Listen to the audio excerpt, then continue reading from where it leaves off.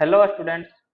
पिछले लेक्चर में जो है हम लोग अल्केन्स कंप्लीट कर चुके थे। तो आज जो है अल्कीन से कंटिन्यू करेंगे, जो कि हाइड्रोकार्बन का पार्ट 4 है। यदि आपने अभी तक पार्ट 1, 2, 3 नहीं देखे हैं तो हमारे चैनल पे जाके पार्ट 1, 2, 3 देख लें। तो सबसे पहले प्रिपरेशन ऑफ अल्कीन, मतलब किस तरह से अल्कीन प्रिपेयर कर सकते हैं, general method of preparation of alkyne. तो पहला मेथड है by partial reduction of alkynes. तो अगर अल्काइंस का पार्शियल रिडक्शन करेंगे तो अल्किन्स बनेगा, मतलब पॉइजन्ड कैटेलिस्ट यूज करेंगे। इसके बारे में हम डिटेल में ऑक्सीडेशन रिडक्शन एंड हाइड्रोलिसिस के टाइम बताए थे कि अगर पॉइजन्ड कैटेलिस्ट के साथ रिएक्शन करते हैं अल्काइन का तो ये अल्किन बनाता है। अगर पॉइजन नहीं रहेगा, मतलब CaCO3 नहीं रहेगा, सिर्फ H2O रहेगा, तो ये अल्किन में कन्वर्ट होगा, लेकिन अल्किन फर्दर रिड्यूस हो जाएगा और ये अल्केन बना लेगा। तो हमको अल्किन ही बनाना है, तो इसलिए CaCO3 या फिर CaCO3 की जगह BaSO4 का यूज करते हैं, पॉइजन कैटेलिस्ट का यूज करते हैं। अगर CaCO3 है तो इसका नाम होता है लिंडलेर कैटेलिस्ट, मतलब H2 निकेल CaCO3। और अगर BaSO4 रहेगा, मतलब H2 निकेल BaSO4, तो उस केस में नाम होगा रोजनमंड रिडक्शन। दोनों का काम सेम ही है, अल्काइन को अल्कीन में रिड्यूस करता है। सिमिलरली इसी तरह सेकेंड कैटेलिस्ट है P2 catalyst, nickel boride Ni2 जो होता है ये P2 कैटेलिस्ट कहलाता है।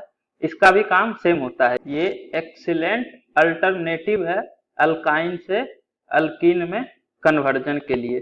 तो ये भी सेम काम करता है जो लिंडलार कैटेलिस्ट या फिर रोजनमंड रिडक्शन करता है, मतलब H2 nickel BaSO4। Lindlar catalyst metallic palladium deposited on calcium carbonate, यहाँ पे कार्बोनेट होगा, calcium carbonate conditioned with lead acetate and quinoline. तो H2PD/CaCO3 क्विनोलिन भी लिखा हुआ रहे तो सेम ही बात है। अगर इतना लिखा रहे तब भी कोई ज्यादा डिफरेंस नहीं होता है।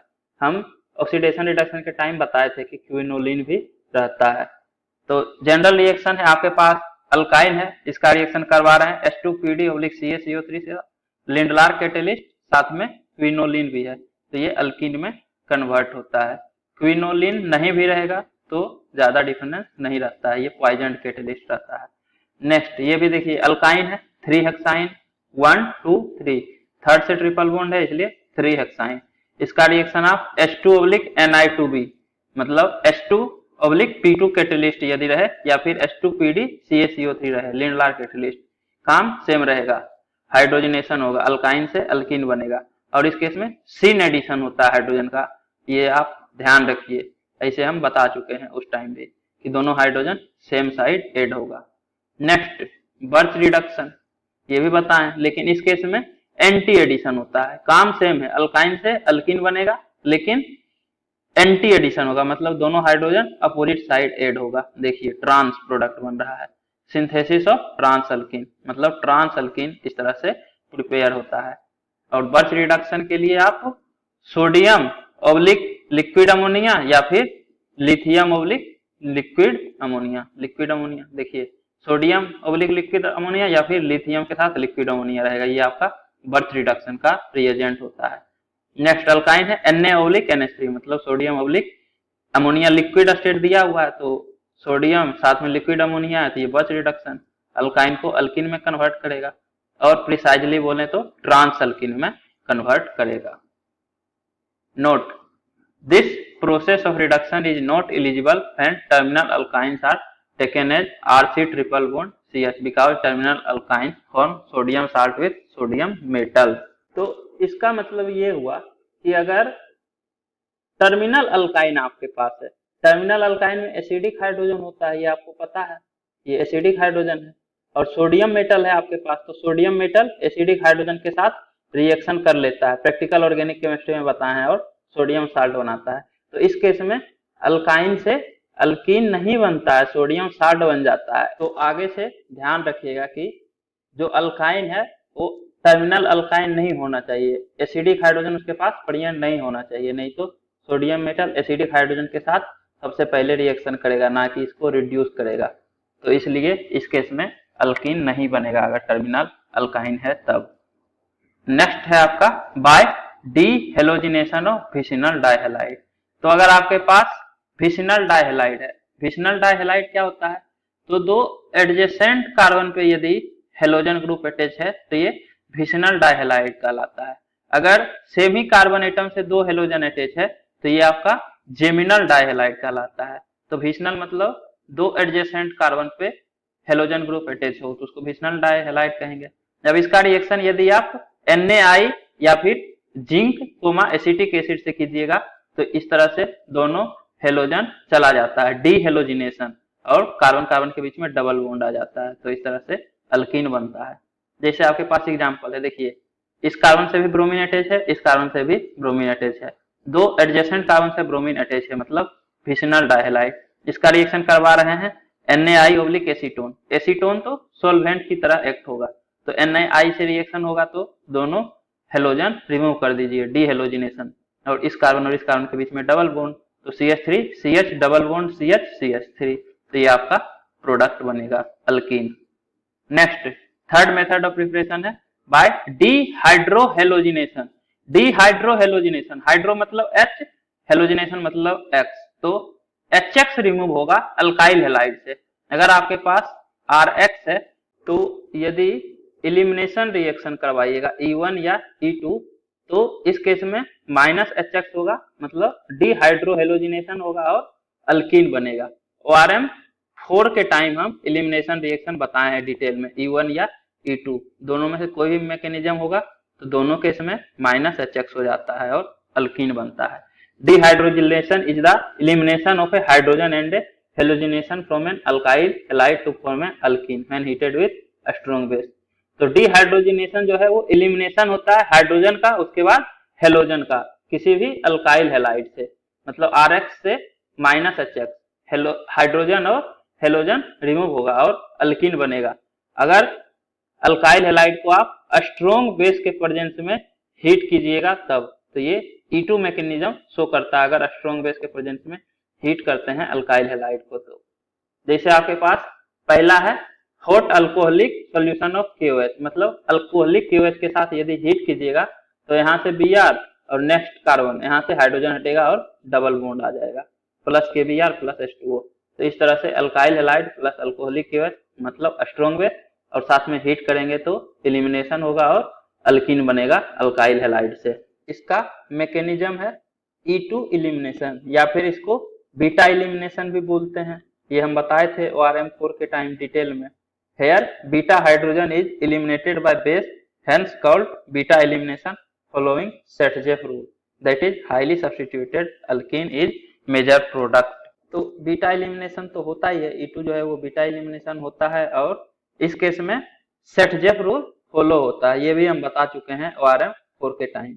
ऐसे जो फर्स्ट एग्जांपल है, यहाँ पे तो आप कहीं से हाइड्रोजन हटाइए एक ही प्रोडक्ट बनेगा, CH3 C double bond CH2 और एक CH3। लेकिन अगर ये वाला एग्जांपल आप देखिएगा तो इस केस में अलग अलग हाइड्रोजन हटाने से अलग प्रोडक्ट बनेगा। जैसे अगर आप यहाँ से हाइड्रोजन हटाइएगा तो CH2 डबल बॉन्ड CH और फिर CH CH3 CH3 ये वाला, और अगर नेक्स्ट ये वाला बीटा हाइड्रोजन हटाइएगा, ये आपका अल्फा कार्बन होता है, नेक्स्ट ये बीटा, तो यहाँ से हटाइएगा तो ये वाला, और यहाँ से जब हाइड्रोजन हटाइएगा तो CH3 CH double bond CH, और यहाँ से इस तरह से CH3 CH double bond CH, और जहां से हाइड्रोजन हटा वहां दो मिथाइल ग्रुप है तो दो मिथाइल ग्रुप अटैच कर दीजिए, तो इस तरह से दो प्रोडक्ट बनेगा। लेकिन ये सेटजेफ वाला मेजर होगा, ये जेटसेफ है। तो सेटजेफ कैसे पता चलता है, तो अल्कीन हाईली सब्स्टिट्यूटेड होना चाहिए। देखिए इस केस में डबल बॉन्ड के लोग 3 अल्काइल ग्रुप सब्स्टिट्यूटेड है, लेकिन इस केस में एक ही अल्काइल ग्रुप सब्स्टिट्यूटेड है, तो ये हाईली सब्स्टिट्यूटेड है, तो इसलिए यही आपका मेजर प्रोडक्ट होता है। अब ये मेजर क्यों होता है, तो वहां पे बताए थे कि हाइपर कंजुगेशन वगैरह इसका ज्यादा रहता है अल्काइल ग्रुप का, तो जितना ज्यादा अल्काइल ग्रुप रहेगा उतना ज्यादा स्टेबलाइज करेगा अल्कीन को, तो इसलिए स्टेबल प्रोडक्ट ये है तो ये मेजर बनता है। और ये उतना स्टेबल नहीं है क्योंकि एक ही अल्काइल ग्रुप है, तो ये उतना हाइपर कंजुगेशन या फिर प्लस आई नहीं लगाता है, तो इसलिए ये उतना स्टेबलाइज नहीं करता है, तो ये उतना स्टेबल प्रोडक्ट नहीं है, तो ये माइनर प्रोडक्ट बनता है। और ज्यादा डिटेल में आप ORM4 देख सकते हैं ज्यादा डिटेल में इसको जानने के लिए, किस तरह से मेजर माइनर प्रोडक्ट बनता है, एंटी एलिमिनेशन होता है, ये सब। मतलब ये जो एक्स और ये जो हाइड्रोजन हटेगा ये दोनों एक दूसरे के रिस्पेक्ट में एंटी पोजीशन पे होना चाहिए, यही आपका एंटी एलिमिनेशन होता है एच एक्स का। नेक्स्ट फोर्थ है डिहाइड्रेशन ऑफ अल्कोहल। तो अल्कोहल से -H2O कर देंगे डिहाइड्रेशन। जैसे आपके पास ROH है, इसमें से -H2O होगा तो यहाँ से OH और अल्काइल पार्ट से एक H जाएगा और कार्बन कार्बन के बीच में डबल बॉन्ड आ जाएगा। तो इस तरह से डिहाइड्रेशन के बाद अल्कीन बनाता है। मतलब अल्कोहल में से -H2O कीजिएगा तो अल्कीन बनेगा। अब इसके लिए क्या क्या रिएजेंट ले सकते हैं, तो डिहाइड्रेशन करवाना है मतलब डिहाइड्रेटिंग एजेंट यूज करेंगे, सिंपल। और डिहाइड्रेटिंग एजेंट ये सब आपका कॉमन डिहाइड्रेटिंग एजेंट होता है। कंसंट्रेटेड H2SO4 साथ में हीट कीजिए, या फिर H3PO4 oblique heat, P2O5 oblique heat, या Al2O3 oblique heat 350 degree Celsius पे हीट कीजिएगा तो लॉस ऑफ वाटर मॉलिक्यूल मतलब -H2O हो जाएगा और अल्कीन बनाएगा। ये भी एक्चुअली में बीटा एलिमिनेशन ही होता है। Alcohols when heated in presence of following reagent undergo loss of water molecule and form alkenes। तो अगर अल्कोहल को आप इन सभी रिएजेंट के प्रेजेंस में हीट कीजिएगा तो वाटर मॉलिक्यूल लॉस कर देगा और अल्कीन बनाएगा। ये सब एक्चुअली में डिहाइड्रेटिंग एजेंट है तो ये -H2O कर देता है। The elimination is beta elimination, और जो एलिमिनेशन है वो बीटा एलिमिनेशन होता है। जैसे एग्जांपल है आपके पास, देखिए RCH2CH2OH अल्कोहल है, इसका रिएक्शन आप P2O5 ऑब्लिक हीट या फिर कंसंट्रेटेड H2SO4 ऑब्लिक हीट या फिर Al2O3 ऑब्लिक हीट इसके साथ कीजिएगा तो ये अल्फा कार्बन ये बीटा कार्बन, तो बीटा से हाइड्रोजन और अल्फा से OH जाएगा और -H2 होगा और इन दोनों कार्बन के बीच में डबल बॉन्ड आ जाएगा। तो इस तरह से RCH double bond CH2 alkyne बनता है प्लस H2O। अब इसका मैकेनिज्म क्या होता है, तो 1M1 के टाइम बताए थे ये E1 मैकेनिज्म फॉलो करता है। कंसंट्रेटेड H2SO4 ऑब्लिक हीट या फिर कंसंट्रेटेड H3PO4 ऑब्लिक हीट, मतलब H3PO4 या फिर P2O5 बोलिए। H3PO4 का ही तो ऑक्साइड है ये P2O5, काम सभी का यही है कि ये डिहाइड्रेटिंग एजेंट की तरह एक्ट करता है। सिमिलरली Al2O3 भी डिहाइड्रेटिंग एजेंट होता है तो आप इसका भी यूज कर सकते हैं। मैकेनिज्म 1M1 के टाइम बताए हैं कि जैसे ये OH जो है पहले कंसंट्रेटेड H2SO4 से लेते हैं तो ये H प्लस एक्सेप्ट करके OH2 प्लस बनाएगा और यहाँ से लिविंग ग्रुप H2O चला जाएगा तो कार्बोकेटायन बनेगा। तो यहाँ से जब H प्लस एक्सेप्ट करके H2O बनेगा तो लिविंग ग्रुप बाहर, यहाँ पॉजिटिव चार्ज। अब कार्बोकेटायन जब भी बनेगा तो ये रीअरेंजमेंट कर सकता है और जब रीअरेंजमेंट करेगा तो हमेशा अपने से स्टेबल कार्बोकेटायन में ही रीअरेंजमेंट होता है।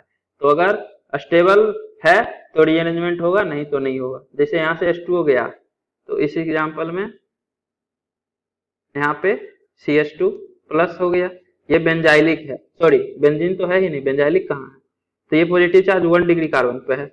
जब ये रीअरेंज करेगा तो यहाँ पे आएगा पॉजिटिव चार्ज 3 डिग्री कार्बन पे, और आपको पता है 3 डिग्री का स्टेबिलिटी ज्यादा होता है 1 डिग्री से, ये पॉजिटिव चार्ज यहाँ आ जाएगा रीअरेंज करके।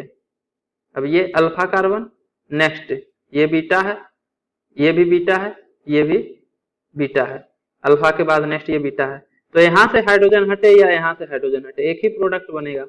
आप देख लीजिए इस तरह से, यहाँ से ये है, यहाँ डबल बॉन्ड लगाइए या इस तरफ लगाइए, प्रोडक्ट सेम ही बनेगा।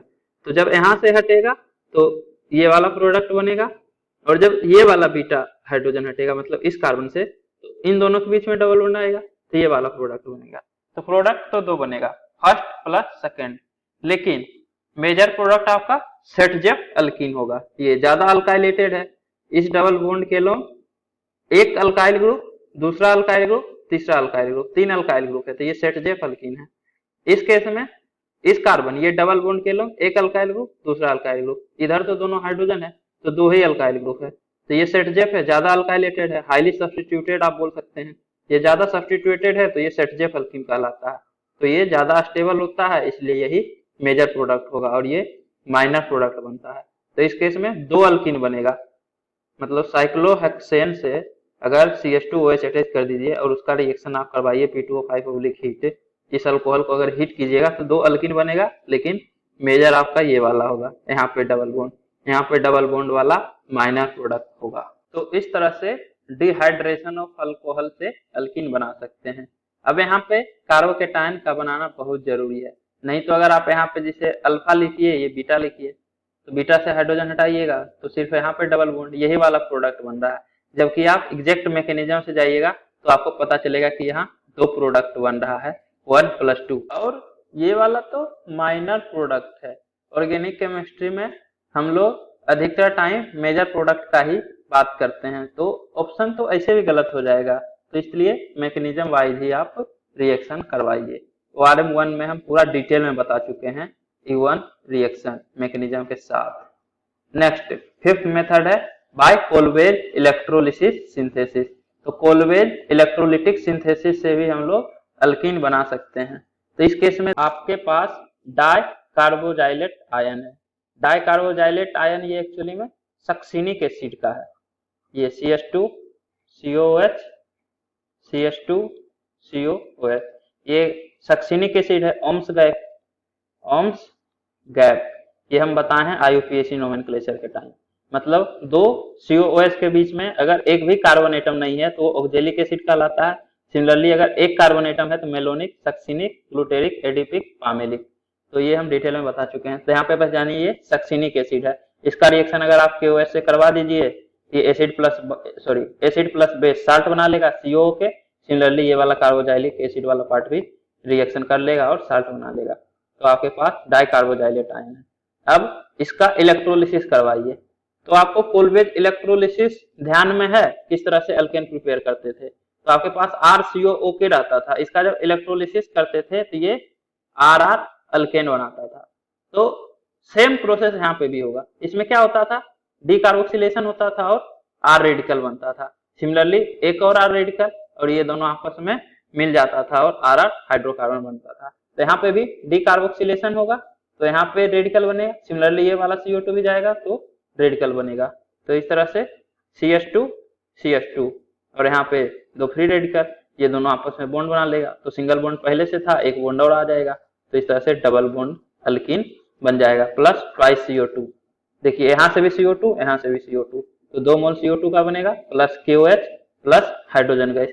हाइड्रोजन गैस जो है कैथोड पे प्रोड्यूस होगा, एनोड पे तो ऑक्सीडेशन ही होगा, मतलब माइनस CO2 होगा और कैथोड पे रिडक्शन होगा। इस तरह से आप कोलवेज इलेक्ट्रोलिटिक सिंथेसिस से भी अल्कीन प्रिपेयर कर सकते हैं। अब जो है अगले लेक्चर में केमिकल रिएक्शन देखेंगे अल्कीन का। तो उम्मीद करता हूं कि आपको ये वीडियो पसंद आई होगी। यदि आपको ये वीडियो पसंद आई है तो इसे लाइक करें, कमेंट करें और अपने दोस्तों के बीच शेयर करना ना भूलें। Thank you.